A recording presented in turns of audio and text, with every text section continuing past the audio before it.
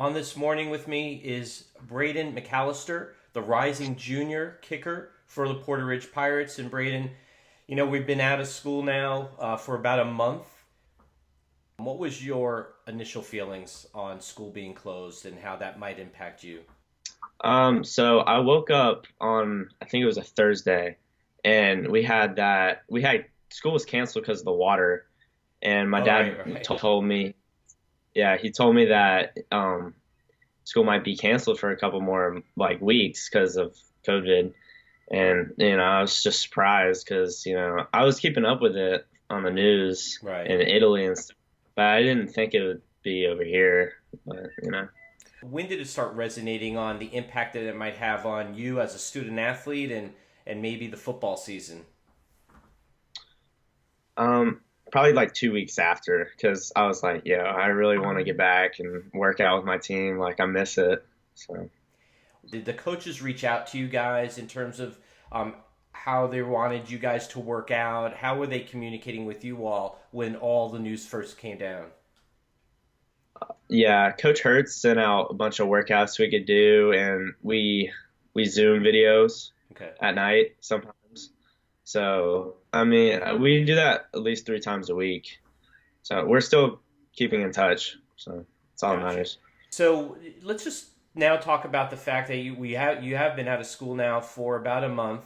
You started on your workout routines, and then you obviously your kicking routine. If you could just describe how much has that changed without having the full time school, and does that has that really impacted you in terms of who you work with in terms of coaches and helping you work on your Yeah. game? Um, I have more opportunities to train with Dan Orner and Matt Wogan, so I'm gonna refine my technique and try to get better. And I've been working out a lot at home. I used to do CrossFit, but that got shut down, so I had to borrow some equipment, and I've been doing that at home. So just try to do something every day that I can get better at. So Gotcha. Can you describe your routine? I was out there yesterday watching you kick, and with kicking, it's a lot of it's timing, foot placement, and things of that nature. Can you describe that one where you are almost like parallel to the goalpost? Is that all about accuracy, trying to hit the post? And yeah, you're just strictly trying to hit the post. People think that you're supposed to like curl it in, but no, that's not what you're supposed to do. You're supposed to just hit it. So right. just try to get that same technique every single time. So when you're out there with Dan or Matt or yesterday, your routines are is it half hour, hour? What's the length of time and how much emphasis is put on kickoffs and field goals equal amount of time? Uh, I mean, field goals can go from like an hour probably to like an hour and a half, but kickoffs is a lot. That's a lot of time. You have to work on a lot on kickoffs and go to like 2 hours. So there's a lot of work put in on kickoffs. Looking back now, for those that might not be familiar, you were basically the starting kicker as a sophomore. You don't have that many starting sophomores kicking for a varsity team, so you got a lot of great experience all last season. As you started coming through the season, when did you start feeling really comfortable or confident in your ability? Um, I would probably say Piedmont.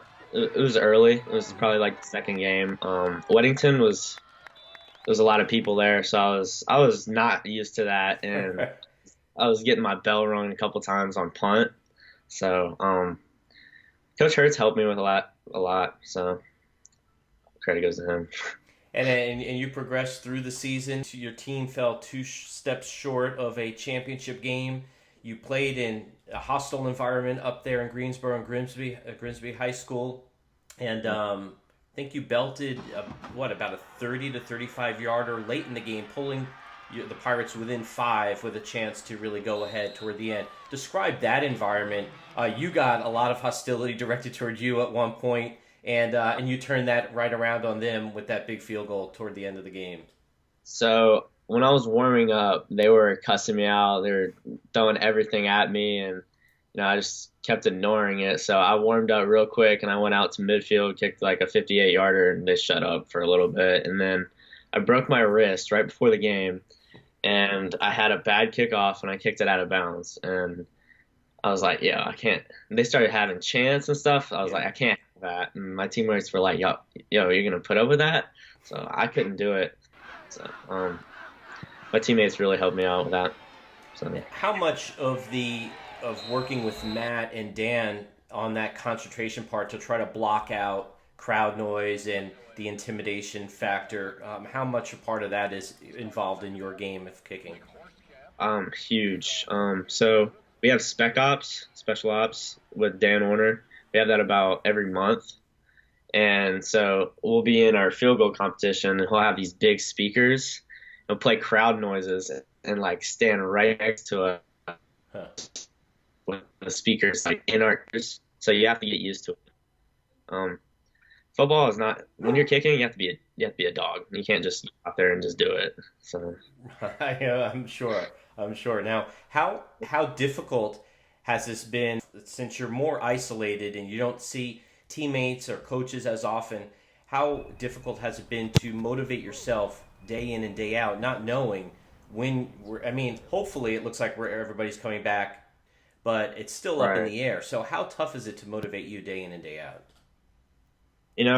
My teammates help me a lot with my motivation because I want to do this for them. I want to encourage them to do good too.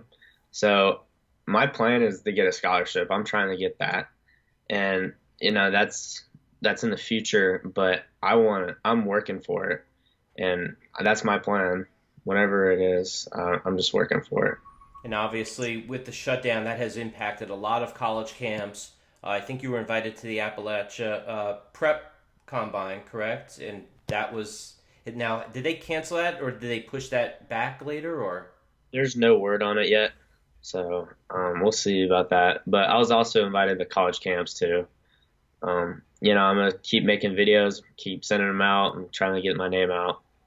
So we'll so see. you are using social media to work for you right now.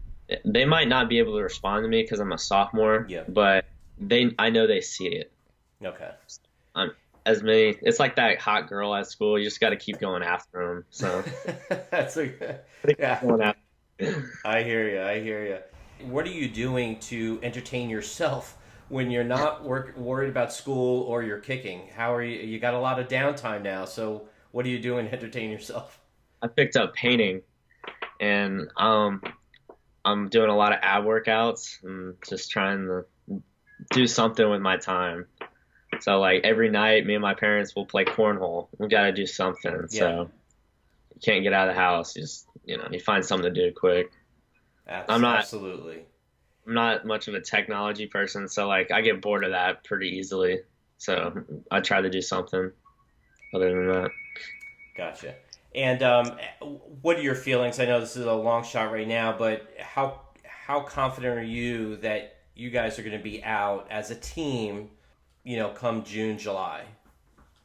We had chemistry back in January. We were ready to get working, and everyone's been working really hard on themselves. But I think when we get back as a team, we'll be ready.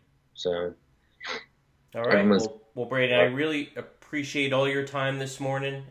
Good luck with those workouts, and hopefully we'll see you in a few weeks out in June and July with the Porter Ridge Pirates as they start their 2020 football campaign.